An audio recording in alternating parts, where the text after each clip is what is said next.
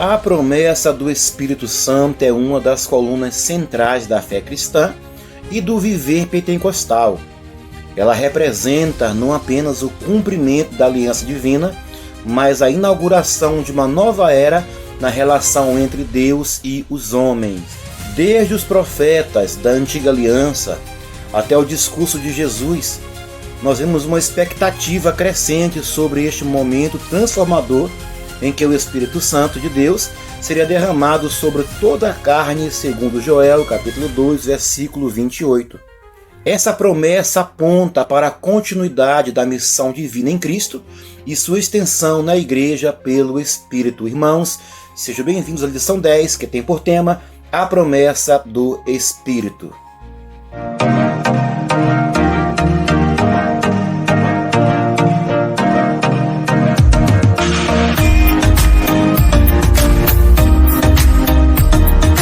Meus amados irmãos, tudo na paz, tudo na bênção. Estamos aí chegando quase ao final de mais um trimestre. Esse, tá muito bom. O Verbo se fez carne. Pastor Elienay Cabral, está aqui a nos dar esse manar do céu nesse trimestre, irmãos. Muito bom, muito profundo. E hoje a lição 10 tem por tema a promessa do Espírito. Irmãos, não esqueçam, inscrevam no canal, compartilhe este vídeo aula, maravilha, e comente também aqui embaixo nos comentários. Por quê? Olha só, você comentando, curtindo o vídeo, se inscrevendo e o compartilhando, nós iremos crescer juntos. Quanto mais o canal cresce, mais eu vou te abençoando com materiais ricos para a tua escola bíblica dominical, E materiais que vão ajudar você, professor, a dar uma aula mais dinâmica, uma aula mais profunda, em questão teológica e também questão pedagógica. Então, toda a aula de hoje também, temos aqui na aula de hoje banners, material comentado na aula inteira. Então, não pule o vídeo, fique conosco até o final desta aula. E aqui embaixo, aqui embaixo temos aqui o link do Telegram, o link do WhatsApp, o link do YouTube aqui presente, o link do Instagram e o link do Facebook, todos os links aqui, com materiais para você de maneira grátis, irmãos. Não paga nada por isso. Materiais profundos em questão teológica e pedagógica que vão te ajudar, professor, a ter uma aula melhor e muito mais dinâmica, tá? Não deixe a EBD morrer, professor. Se esforce, dedique e aplique na tua classe esses visuais, de maneira, pode ser num data show, ou em uma cartolina, ou em uma lousa. Mas é importante, se esforce e não deixe a EBD morrer. Vamos lá? Lição 10, a promessa do Espírito. Irmãos, a lição 10 tem por textual o seguinte: E havendo dito isto, assoprou-lhes sobre eles e disse-lhes: Recebei o Espírito Santo. João 20, versículo 22. Verdade prática: a promessa do Pai não se restringe a um grupo particular ou a um período específico, mas inclui todos aqueles que se arrependem e creem no Evangelho, irmãos. Está aqui, tá? Uma lição hoje, meus irmãos, muito profunda para todos nós. Olha só, a nossa de prática, ela tem aqui algumas verdades teológicas importantes, irmãos. Olha aqui este banho aqui, ó. Olha só. Tá vendo aí? Vamos lá. Verdade prática de hoje, Ela fala assim: a promessa do Pai não se restringe a um grupo particular ou a um período específico, mas inclui todos aqueles que se arrependem e creem no Evangelho. Vamos lá aqui, ó. Primeiro, promessa, E segundo, arrependimento. A palavra promessa, epangelia, no grego, no texto a palavra usada para a promessa, epangelia, que significa um compromisso feito com a autoridade, no pronunciamento garantido de que algo será concedido. No contexto do Novo Testamento, epangelia frequentemente se refere ao derramamento do Espírito Santo. Irmãos, olha só, então é uma promessa, de Cristo para a igreja, onde ele nos dá uma garantia de algo que será concedido. Agora a palavra arrepender-se, metanoio. Essa palavra no grego indica uma mudança de mente, coração e direção. Não é apenas remorso emocional, olha que forte, mas transformação espiritual. A promessa não é automática, mas é ativada por um coração que se rende. O arrependimento é o portão que abre acesso à promessa.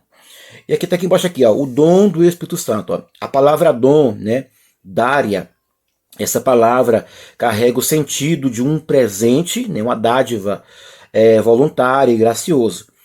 A presença do Espírito Santo não é privilégio de uma elite espiritual, mas uma herança de todo o povo de Deus e de todo aquele que crê. Então, né, uma promessa para aqueles que se arrependem, que não é para uma elite, não é para que se acha melhor, não, mas é uma herança para todo o povo de Deus e todo aquele que crê, irmãos. Volte para cá mais uma vez. Tá aí, irmãos, né? Um banho interativo para você, professor, poder baixar nas minhas redes sociais, no Instagram, no Telegram, no WhatsApp, Facebook. Aqui embaixo, ó, os links bonitinhos, certinho. Olha só.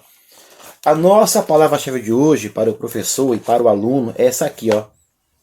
Espírito. Vamos lá? Palavra-chave, ela é espírito. O que é o espírito na teologia e na Bíblia Sagrada, irmãos? Mais um banho para você agora. Olha aí, um banner para você interativo. Tá vendo aí? Vamos lá. Olha só.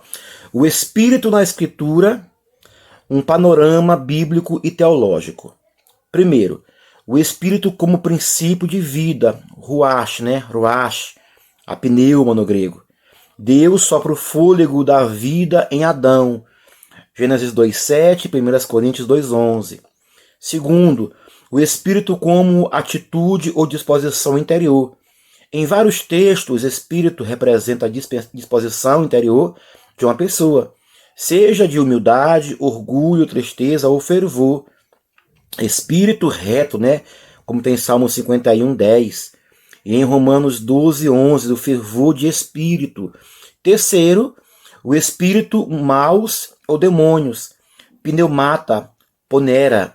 As escrituras também usam pneuma para descrever seres espirituais malignos. Jesus expulsa os espíritos imundos em Marcos 1:23 e Paulo nos alerta contra os espíritos enganadores. 1 Timóteo 4:1. Então tá aí, ó, 3 sentidos bíblicos e teológicos para espírito.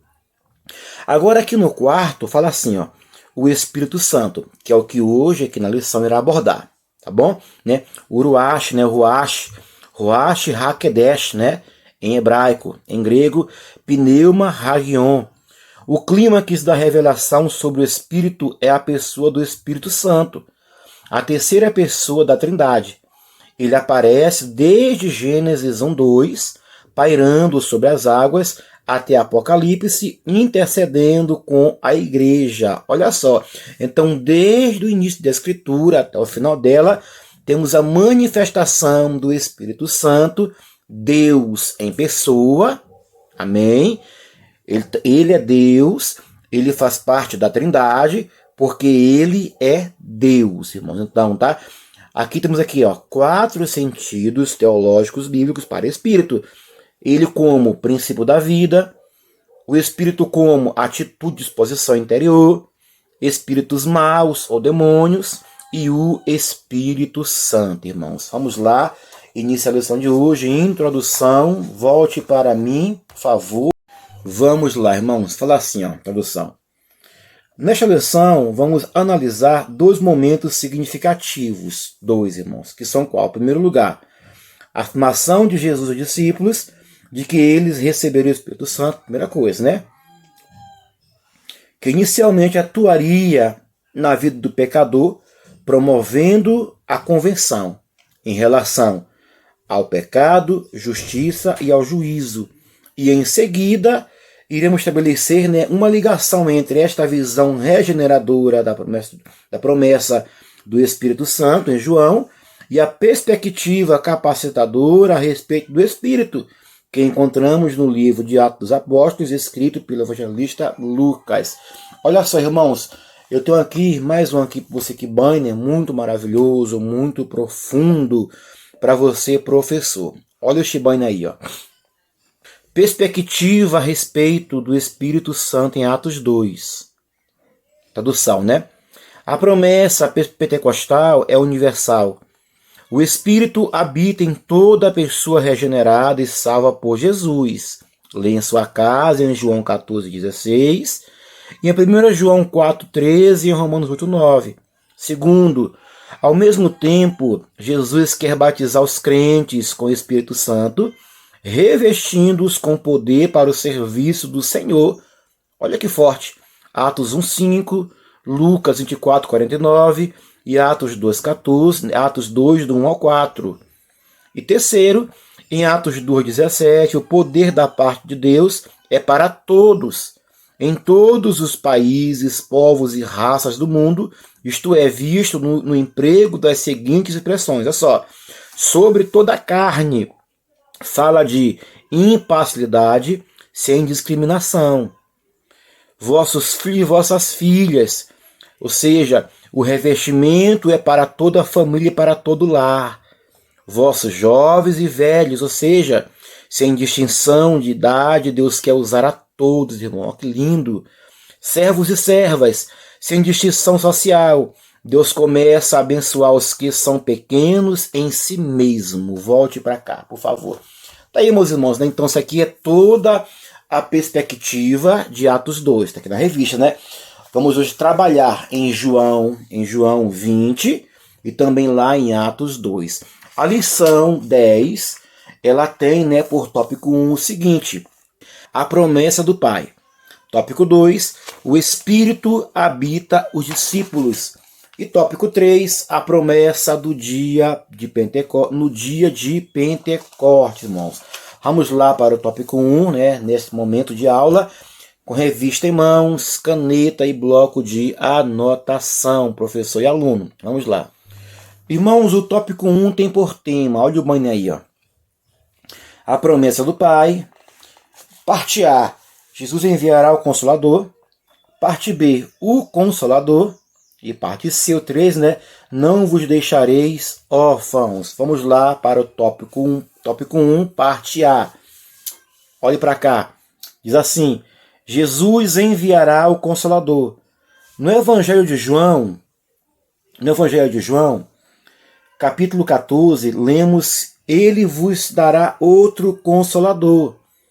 Este Consolador é o Espírito Santo que habita convosco e estará em vós. Olha que forte, irmão. O Espírito Santo, ele faz parte da Trindade. Ele é Deus, juntamente com o Pai e com o Filho. Eles formam Deus. Isto é a chamada pericorese. Pastor, o que é pericorese? Olha esse banho aí, ó. Tá vendo? Pericorese, irmãos, é um termo teológico desconhecido no meio evangélico que expressa a relação intratrinitariana, difícil, né? Do Pai, do Filho e do Espírito Santo, ou seja, a habitação das três pessoas da Trindade uma na outra. Segundo, o Espírito e o Filho são consubstancial, ou seja, da mesma substância. Está em João 14, 26, tá? O Filho, ele é consubstancial com o Pai. João 10, 30. Então, se é assim, então da mesma forma que o Espírito é com o Filho, portanto, o Espírito também é alguém como Jesus em substância, poder e glória. Terceiro, o efeito prático da pericorese. Na verdade, quando glorificamos a Deus em um culto, o Filho e o Espírito são glorificados juntamente com o Pai, né? Glória a Deus! Estou a glorificar a Trindade, tá bom? Da mesma forma, quando damos glória a Jesus, o Espírito e o Pai também são glorificados juntamente com o Filho, irmãos. Olhe para cá mais uma vez, tá? Esta é, irmãos, a pericorese. Olhou o banner? Bonitinho. Está aqui embaixo. Todos os links, nossos canais, nossos grupos pessoais que vão te abençoar poderosamente, irmãos, tá? Aqui o meu foco é abençoar vocês. Então também nos abençoe como, pastor? Inscreva no canal, compartilhe a aula e comente aqui embaixo sobre esta aula. Vamos lá. Lição, irmão, de novo, né? Ainda tópico compartilhar, diz assim. No capítulo 16, tá? A parte ainda do tópico 1. É mencionado que quando o Consolador chegar, ele convencerá o mundo do pecado, justiça e juízo. Olha só, tá? João, capítulo 14, né? Versículo 8. Perdão, João 16, versículo 8. Evidenciando a atuação regeneradora da terceira pessoa da Trindade, né? Então o Espírito Santo, ele veio para convencer o homem, o pecador, né? O pecador da justiça, do pecado e do juízo. Olha este banho aí, meus irmãos, que lindo, que bem feito e que profundo teologicamente. Olha só, apareceu aí? Vamos lá. O ministério do Espírito Santo no mundo. João 16, 5 ao 11, a ênfase nesse parágrafo é sobre a obra do Espírito Santo no mundo. Sua obra e ministério do mundo é de convencer o mundo de três coisas, que são quais? Vamos lá. Primeiro, o Espírito Santo convence do pecado através de dois métodos, que são: leva o homem a sentir que é pecador, olha só, e despertar a consciência do pecador. Lê em sua casa em Romanos 4, Romanos 8, 6, Tiago 4, 8 ao 10. Segundo, o Espírito Santo convence o homem da justiça, ou seja, é por meio do Espírito Santo que todos nós chegamos à convicção de que precisamos da salvação, todos nós. Então o Consolador nos leva até Jesus, o nosso advogado. E terceiro, o Espírito Santo convence o homem do juízo, ou seja, esse juízo é uma referência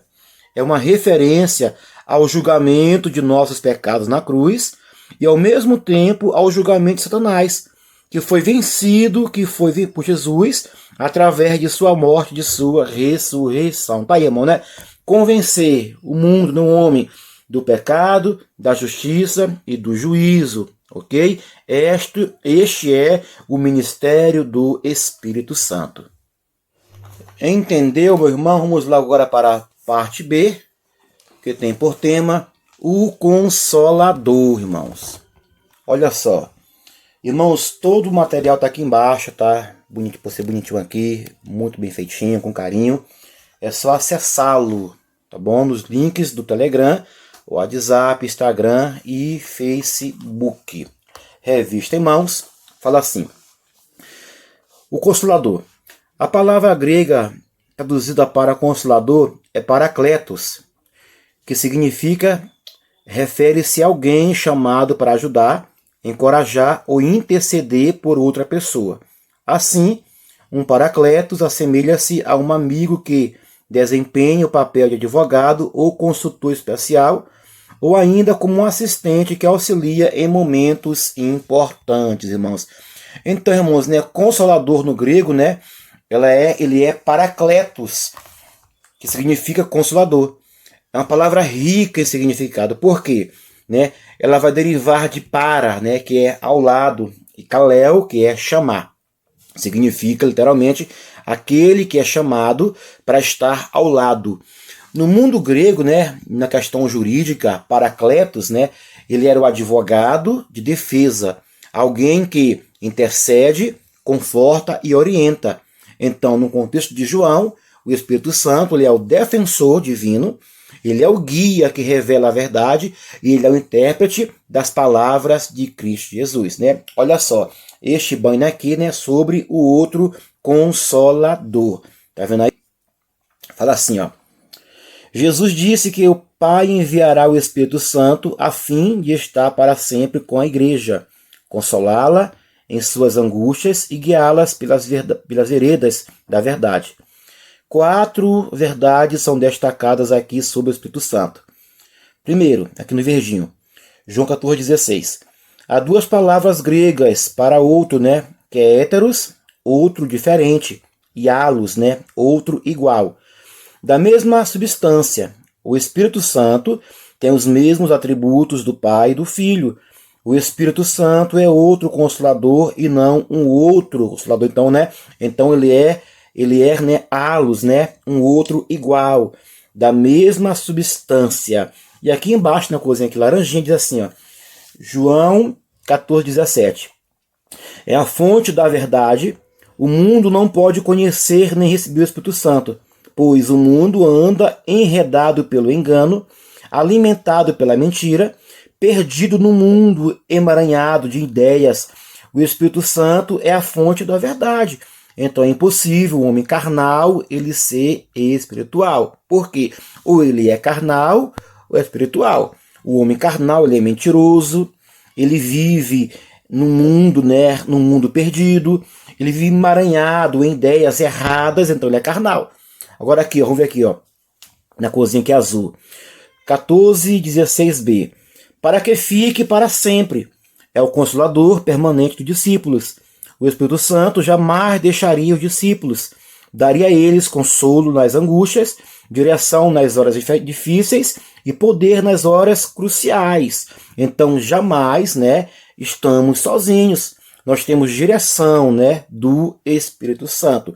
E aqui embaixo, né, aqui vermelhinho, fala assim, 14, parte B. É o Deus habitando em nós. No dia de Pentecostes, o Espírito Santo veio habitar no meio, ao lado e dentro dos discípulos. O Deus Emanuel, o Deus conosco, voltou para o Pai. Mas o Espírito Santo, o outro Consolador, né, o Alus, está em nós e ele vive e ele mora em nós, meus irmãos. Olha só que legal, né? Isso é muito forte, irmãos. Esse banner é para você, professor, usar em sua classe. Olha que forte, irmão. Um banner pedagógico e um banner também, né, teológico. E ele é gratuito. Vamos lá, irmãos, para a parte C do tópico 1, que diz assim: não vos deixarei órfãos. A palavra grega para órfãos, né, presente em João 14:18 é órfãos, né, órfãos. Quando Jesus morreu, os discípulos sentiram-se órfãos. Deve ser difícil aceitar o fato de que o Senhor, o Cristo de Deus, estava morto. Não foi por acaso que o nosso Senhor chamava os discípulos de filhinhos, irmãos, né? Então tá aqui, né, irmãos? Aqui nos mostra a afirmação de Jesus com ternura. Não vos deixarei órfãos, né? Voltarei para vós. Ou seja, a palavra órfãos, né, órfãos, não se refere apenas à ausência de um pai biológico, mas à sensação de abandono, de desamparo, não é isso mesmo? De vulnerabilidade espiritual. No contexto judaico, um órfão ele era alguém exposto à exploração, sem proteção ou sem um legado. Ao prometer que não deixaria os discípulos órfãos, Jesus está falando de cuidado, de proteção e de continuidade espiritual por meio do Espírito Santo, irmãos. Isso é muito forte, irmão. Então esta promessa, né, ela é mais do que uma capacitação para o ministério. Ela é a presença que garante identidade e filiação. Por quê? Porque o Espírito Santo ele vai nos conectar à paternidade de Deus, confirmando que não somos deixados a mercê no mundo.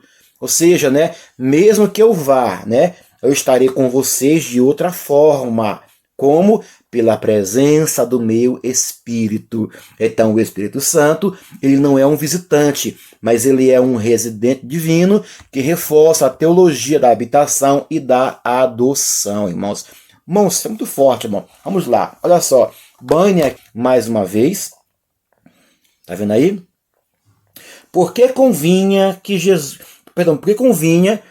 o Espírito Santo viesse, né? Vamos ver aqui, ó. Em João 16:7, lemos que era necessário Jesus ir para que o outro Consolador viesse, né? O Alus, né? Olha só. O vocábulo grego paracletos, né, significa alguém chamado para outro lado de outrem a fim de ajudar. Era necessário os discípulos, né, ou a igreja ter alguém ao seu lado, irmãos. Ou seja, ele veio para isso, para estar ao nosso lado. Devido à consumação do plano da redenção, os discípulos deveriam proclamar o evangelho com poder. E isso só era possível com a assistência do outro Consolador, irmãos. Olha que forte. Porque o Espírito Santo está encarregado de um ministério perpétuo entre os discípulos e no íntimo deles os consolando. E para fechar aqui, devido à missão da difícil transmissão do Evangelho em um mundo hostil, a igreja necessita da presença divina para realizar a missão evangelizadora. Tá aí, irmãos, né? 4 razões porque era necessário vir para a igreja, para os discípulos, nós termos a sua presença. De quem? Do Espírito Santo. Por quê? Porque alguém que quer estar ao nosso lado para a consumação do plano da redenção, isso mesmo, alguém que está encarregado de um ministério perpétuo, né, e no íntimo de cada um de nós nos consolando, e também devido à missão da igreja, que é pregar o evangelho, que é uma missão espinhosa. Então é necessário nós termos conosco o Espírito Santo. Então, meus irmãos, no tópico 1, né, nós vimos sobre Jesus enviará o Consolador, vimos o Consolador, e também vimos não vos deixarei órfãos. O tópico 1 tem por sinopse o seguinte: Jesus Cristo garantiu que enviaria o Consolador e que não abandonaria os seus discípulos. Agora, irmãos, tópico 2 tem por tema o Espírito habita os discípulos. Parte A está em João 20, 22. Parte B, o sentido de assoprou sobre eles o Espírito. E parte C, um episódio anterior ao Pentecostes. Revista aos irmãos, e vamos para mais o restante da nossa aula. Vamos lá. Irmãos, o tópico 2 diz assim, a parte A, né? João 20, 22. Fala assim o texto, vamos ver aqui, ó, o texto de João 20, 22, diz assim, ó. E havendo dito isto, assoprou sobre eles e disse-lhe, recebei o Espírito Santo. Fala assim um texto. É crucial considerarmos o contexto que envolve versículos 21 e 22 do capítulo 20 de João. Nessa ocasião, o Senhor apareceu ressuscitado e glorificado. Irmãos, aqui temos uma passagem bíblica em João 20, nos versículos 21 e 22, né, que vai nos mostrar que os discípulos estavam reunidos com as portas trancadas por medo dos judeus. E Jesus aparece entre eles, mostrando as suas mãos e o lado como prova da sua vitória sobre a morte. A paz, né, que ele proclama para os discípulos é seguida da missão e do sopro espiritual. Ou seja, no contexto imediato, nós vemos a conexão entre o envio dos discípulos, assim como o Pai me enviou, eu também envio a vós, e a recepção do Espírito Santo. Ou seja, isso nos mostra que o envio missionário não pode ser separado da capacitação espiritual. Não adianta ir fazer missão sem ser pelo alto capacitado, irmãos. Então aqui nos mostra o quê, né? Nos mostra que quando os discípulos eles veem Cristo ressuscitado, aí iniciou um processo de regeneração nos discípulos. Para quê? Para poder cumprir o ID. Não se pode cumprir o ID se não for regenerado e nem pelo alto capacitado. Olha, irmãos, este banner aqui mais uma vez, irmãos, tá? Temos aqui, irmãos, tá, para os irmãos, banners, né, muito profundos, banners bíblicos, banners teológicos, tudo de graça para você, meu irmão. Para quê? Para não deixar a EBD morrer. Professor, depende de nós nos capacitar para darmos aula com excelência, aula com alegria e impactar a nossa classe. Não deixe a EBD morrer, professor. Amém? Vamos lá. Banner, olha aí. A regeneração dos discípulos. A outorga do Espírito Santo por Jesus aos discípulos no dia da ressurreição não foi o batismo do Espírito Santo, como ocorreu no Pentecostes, tá? É outra coisa. Vamos ver aqui, ó. Na última reunião de Jesus com os discípulos antes da sua crucificação, ele prometeu que eles receberiam o Espírito Santo como aquele que regeneraria, ou seja, aquele que habita convosco e estará em vós. Aonde ele habita, ele está regenerando. Tá bom? Essa é a promessa para o Espírito habitar no crente e não a de poder para testemunhar. Tá a diferença? Regeneração é uma coisa, e batismo é outro. Vamos lá. Era a promessa da regeneração. Agora aqui, ó. O imperativo recebeis o Espírito Santo estabelece o fato que o Espírito Santo, naquele momento histórico, entrou de maneira inédita dos discípulos para habitar neles. Antes dessa ocasião, os discípulos eram verdadeiros crentes em Cristo e seus seguidores, segundo os preceitos do antigo concerto, né, antiga aliança. Porém, eles não eram plenamente regenerados no sentido da nova aliança, irmãos, tá? Volta para cá, quando o Espírito Santo ele passa a habitar em um crente, ele vai nos regenerar. Haverá mudanças externas em nós que vão se evidenciar para fora do crente. Isso é muito forte, irmão, tá? Então, quando ele passa a habitar em nós, haverá mudança no crente, irmãos. Olha só, tá? Tópico 1, né? Falou isso aí, né? Perdão, tópico 2, parte 1, falou isso aí. João 20, versículo 22. É impossível alguém fazer missão se esse alguém não for regenerado de verdade. Não vai suportar, não vai aguentar, porque o peso é muito grande. Vamos lá, irmãos, tópico 2, parte B, revista Irmãos, fala assim. O sentido de assoprou sobre eles o Espírito Santo, não, o Espírito. O capítulo 20 de João contém um versículo que gera diversas interpretações teológicas divergentes, irmãos. Irmãos, muito cuidado com visões teológicas que não estão batendo com a Bíblia. Vamos ver aqui, ó. No entanto, a Bíblia de Estudo Pentecostal oferece uma observação significativa sobre a interpretação deste versículo. Olha só, a expressão assoprou sobre eles, né, efusão no grego, ela aparece apenas aqui no Novo Testamento, mas tem precedentes importantes também no Antigo Testamento, tá? Ou seja, em Gênesis 2:7, Deus assoprou nas narinas do homem o fôlego da vida. Olha só, essa ligação é profundamente simbólica, porque assim como o primeiro homem recebeu vida física pelo sopro divino, agora os discípulos recebem vida espiritual pelo sopro do Cristo ressurreto. Esse ato ele tem implicações regeneradoras. O Espírito Santo ele é a fonte da nova vida em Cristo, conforme o ensino de João 3, do 5 ao 6. Aqui em João 20, 22, Jesus ele sopra sobre eles como símbolo de infusão da nova criação.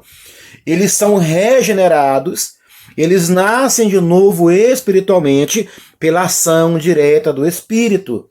A presença de Cristo, ressurreto, é essencial para esse novo nascimento. Portanto, o sopro em João 20 não é apenas simbólico, mas ele é efetivo.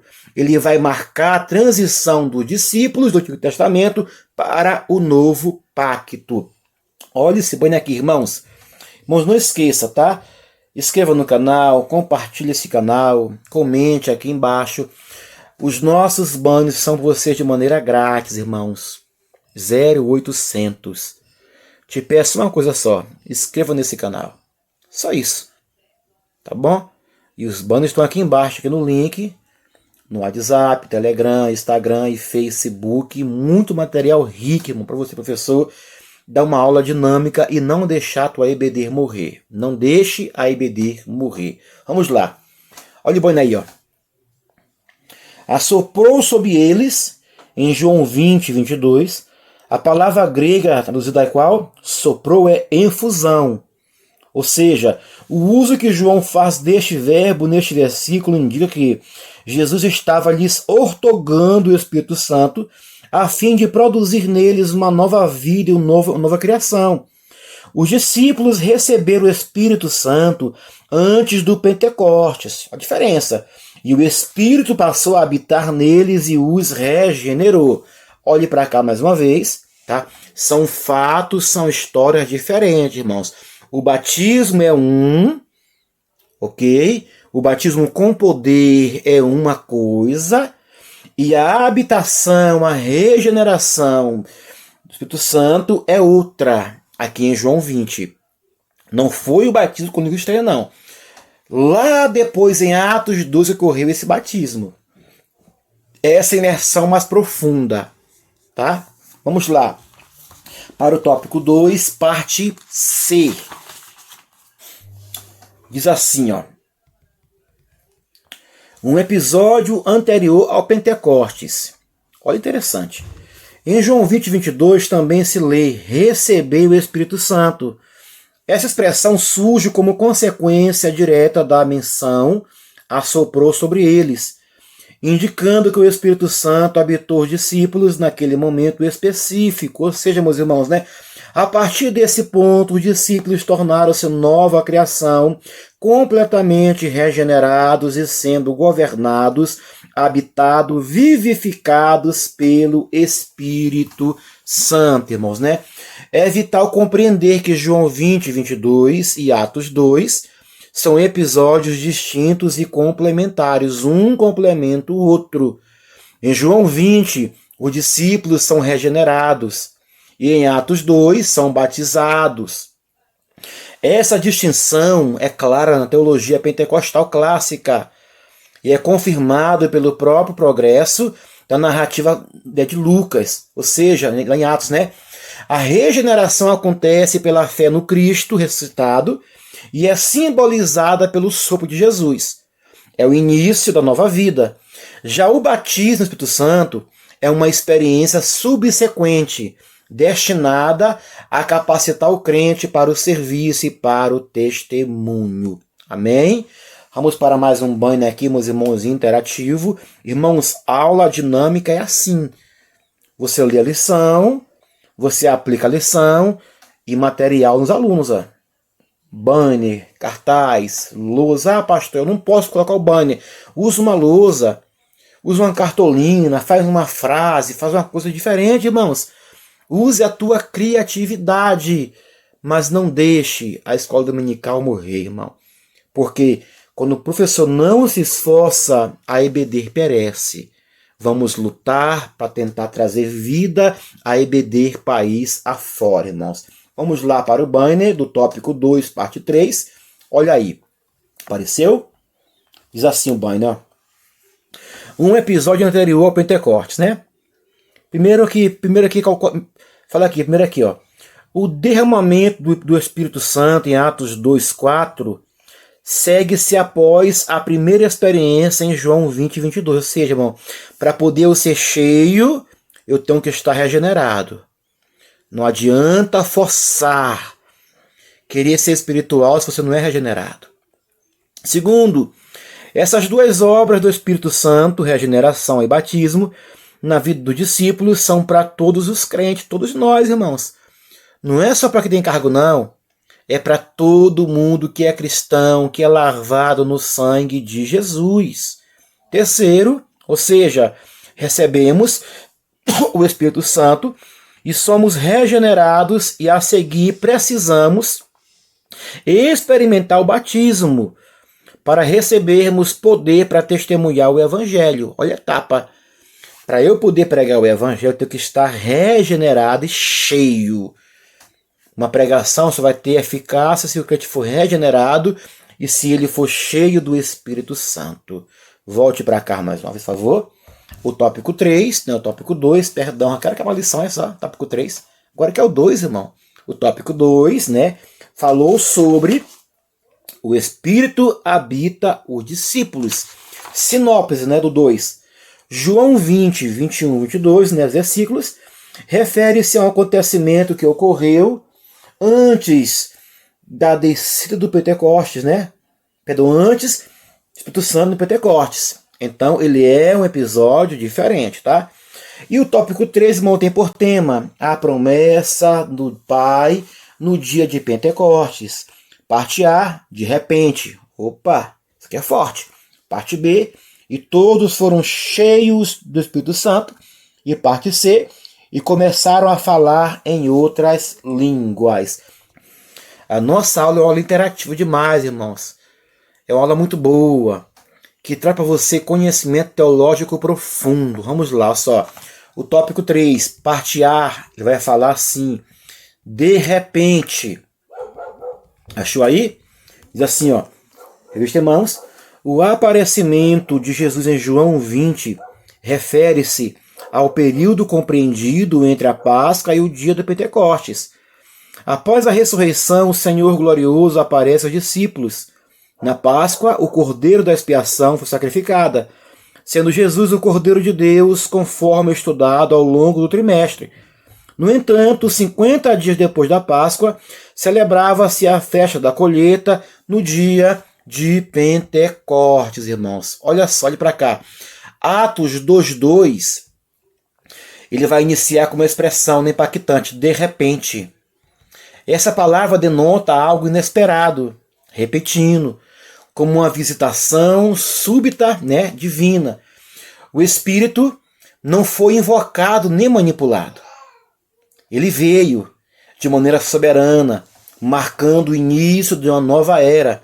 O som com um vento impetuoso, ele encheu a casa, evocando a imagem do Ruach de Deus, Ou seja, o Espírito que pairava sobre as águas, que moveu os profetas, Agora as línguas repartidas como de fogo, que se assentaram sobre cada um deles.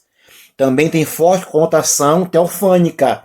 O fogo, na tradição bíblica, representa a presença e santidade de Deus. Esse fogo não consome, mas ele vem para capacitar, irmãos. Olha este banho aqui, irmãos. Olha aí. Apareceu o banho aí? Apareceu? Diz assim, ó. O significado do Pentecostes.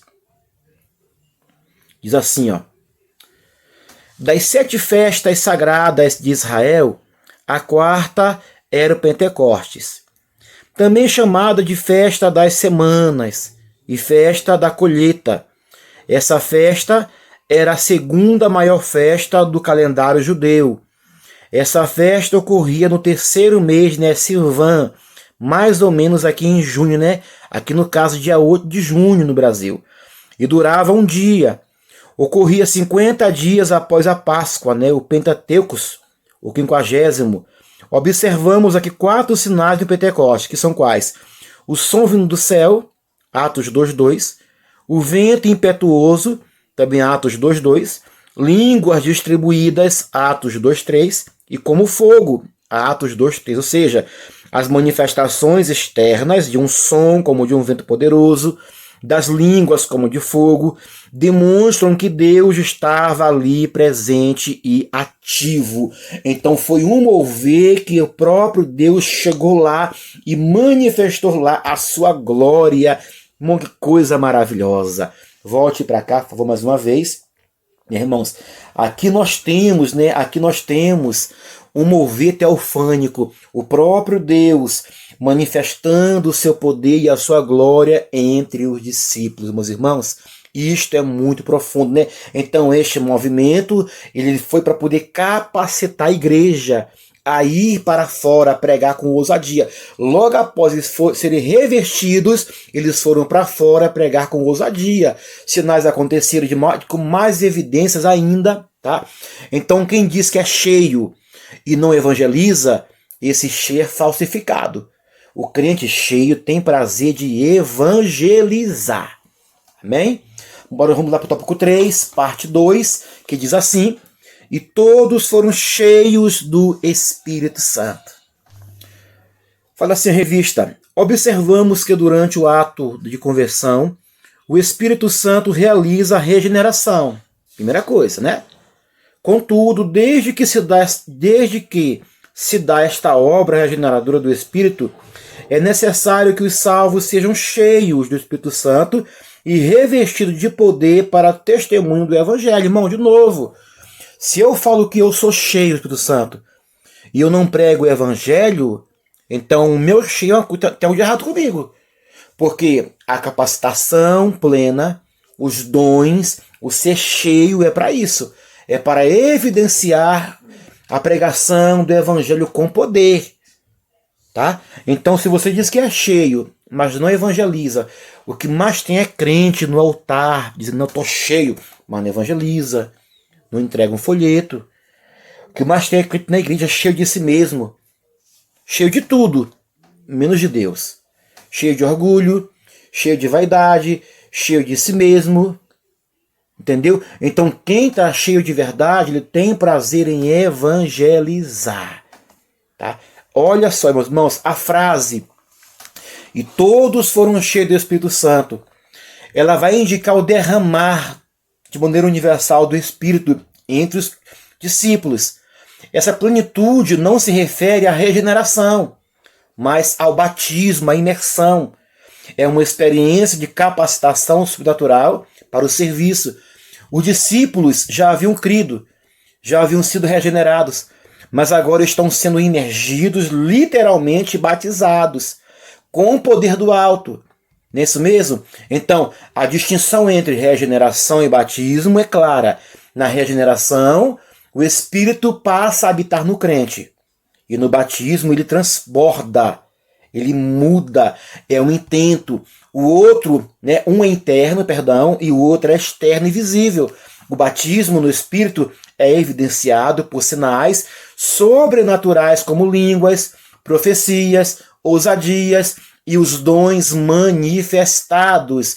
A regeneração salva, o batismo capacita. Ambas experiências são essenciais, mas distintas. Essa distinção ainda é válida hoje. Muitos cristãos são regenerados, mas não são ainda batizados. Nisso mesmo, a teologia pentecostal defende que essa experiência continua disponível e necessária para a missão da igreja no mundo, irmãos. Muito forte, né? Então isso é para hoje, irmãos, tá? É para agora.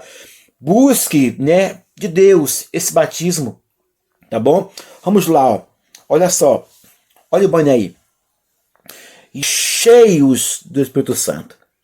Qual o significado da plenitude do Espírito Santo recebida no Pentecostes? Primeiro, significou o início do cumprimento da promessa de Deus em Joel 2, 28 e 29. Os discípulos foram do alto revestidos de poder, que os capacitou a testemunhar Cristo, a produzir nos perdidos o grande convicção no tocante ao pecado, a justiça e julgamento divino. Segundo, mediante esse batismo no Espírito, os seguidores de Cristo tornaram-se continuadores do seu ministério terreno, continuaram a fazer e ensinar, no poder do Espírito Santo, as mesmas coisas que Jesus começou não só a fazer, mas a ensinar. Olha que forte, irmão. Então, o Espírito Santo já revelou sua natureza como aquele que anseia pela salvação das pessoas e tornar cheios aquele que já receberam a Cristo. Pentecostes foi o início das missões mundiais. Para fechar a lição, o tópico 3, parte 3, e começaram a falar em outras línguas, irmãos, tá? Aqui a glossolalia, né, e a xenolalia, né? Pastor, o que é isso? Não sei. Vamos ver. Banhos para você em toda a aula, irmãos. Irmãos, isso é muito bom, irmãos.